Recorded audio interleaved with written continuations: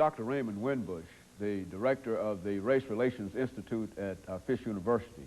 And Dr. Winbush, before we had our break, we were talking about some of the things that were involved in the Million Man March of a year ago.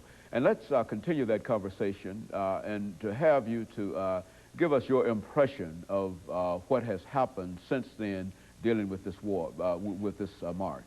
Well, when I attended the march, you know, my brother and I decided to go, and it wasn't a last-minute decision. We had planned on going several months in advance.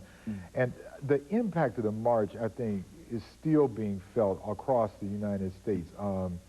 I think it was a once-in-a-lifetime event that was far, I mean, it's really beyond description. You know, some people have described it as a spiritual experience. I mean, I realized in the middle of it that I was in something very special. I think it is translated into some of the things that we talked about since the break. Black men now, I think, are more involved with their communities than they ever were. I think media oftentimes like to portray sensationalized things such as the O.J. trials being, you know, O.J. being the typical black man, or even the recent death of Tupac Shakur, the rap artist. But I think that black men are far beyond what has, you know, occurred in the media. And I think the purpose of the Million Man March was to show black men in a different light. Right after we, you know, came back from the march and my brother and I went to the hotel room, we turned on CNN and heard that only 400,000 men were there, and we were there. We were astonished at that because there had to have been at least 2 million men there at the march. And I heard Dick Gregory recently say at the National Black Political Convention in St. Louis, had we gone to Washington, tore up the city, robbed all the banks, they probably would have said there would have been 10 million black men in Washington, D.C. And I think it goes to the heart of the fact that, again, the images that the media and other people portray of black men as one is very negative. And that one day, at least, we saw black men in a very, very different role, and it impacted the world. I was in Ghana this summer, and I had worn a Million Man March T-shirt. This is in Africa, and I had an offer of $100 to buy the T-shirt because everybody wanted to hear about the Million Man March. They wanted, and when I told them I had been there, I mean, you could have literally talked for hours to them about what it was like. You know, what are black men doing? So it had a worldwide impact, and I think it's still being felt. What were some of your impressions as you stood there? And just for the benefit of our audience this morning, we've not had an opportunity to talk to many people who attended that march. Well, I think the image that stands out in my mind more than anyone, there were so many things that occurred there. I mean, people crying and a variety of other things. But the one image I remember most was this gentleman who was pushing his very elderly father in a wheelchair, and on his neck, on his shoulders, he was holding his son.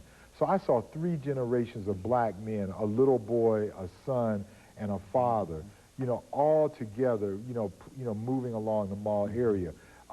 It was another scene I remember was seeing Shaquille O'Neal, who was there, and we see Shaquille O'Neal dunking baskets, and, you know, last year for Miami and this year for Los Angeles, but he was just sitting there on the grass, and nobody was hero worshiping him. He just said hello to people.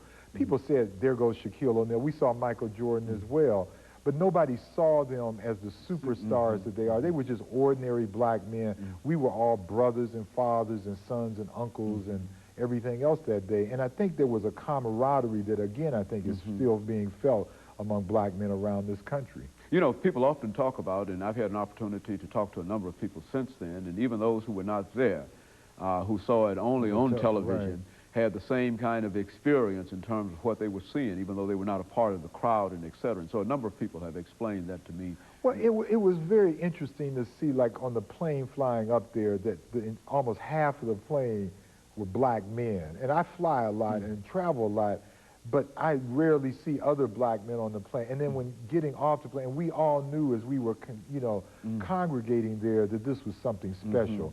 To see black women who were there at the march, contrary to what the media said, but to see black women cheering us on and like seeing us in a different light, and people who saw it on television saying that they were in tears, I think that did something. It was very different from the 1963 march on Washington that Dr. King People like to compare them, but they were very, very different, very different. Two different purposes. Two different purposes. I think the Civil Rights March, the famous I Have a Dream speech, was deliberately there to deal with policy issues that at that time were affecting African Americans, to a degree still are. Open housing, voting, all of these things. This march was for, as you know, it was billed as a Day of Atonement. It was for black men to look inside of themselves, to talk to other people about, you know, what they were going through as black men in this country. Well, now, from that perspective, who should be frightened by what went on in Washington when these millions of men gathered? Well, you know, everybody's, you know, let's be honest about it. I mean, a lot of white Americans, and to a large degree some African Americans, have problems with Minister Farrakhan. They see Minister Farrakhan as the incarnation of what, if, you know, of anti-Semitism, of, you know, anti-white feelings and so forth. The fact of the matter is, if I were a white American, I would be more afraid of groups such as the Freemen, who housed themselves in Montana, you know, months ago, and some of these militias that are around, than I would Minister Farrakhan. And I think what it is that what people are afraid of Minister Farrakhan about is that he's an independent black voice. So many of our so-called black leaders are not independent. They're afraid to speak out on things. They're afraid to take stands on things because their interests are so linked with white organizations and white money.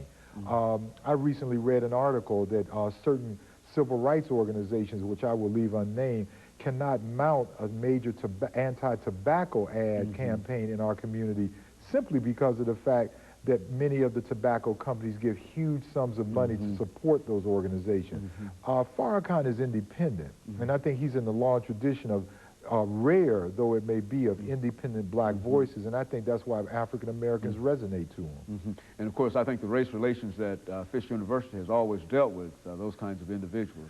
We have, and I think that we're going to continue to do it. If you look at what Charles Johnson did at Fisk 50 years ago with the Race Relations Institute, he invited a variety of voices to the table. I mean, we can't just ignore Minister Farrakhan, just like we can't ignore Jesse Jackson. We have to take those people into consideration when we talk about race realistically in America. I think that white Americans often say we want to choose leaders for black Americans, and we feel safe with certain leaders in black America. And I think that that is an unrealistic view of race in America. Very good. And Dr. Winbush, let me pause again for our second commercial break, and after which we will come back and talk about some other issues. And we'll be back with you following this commercial break.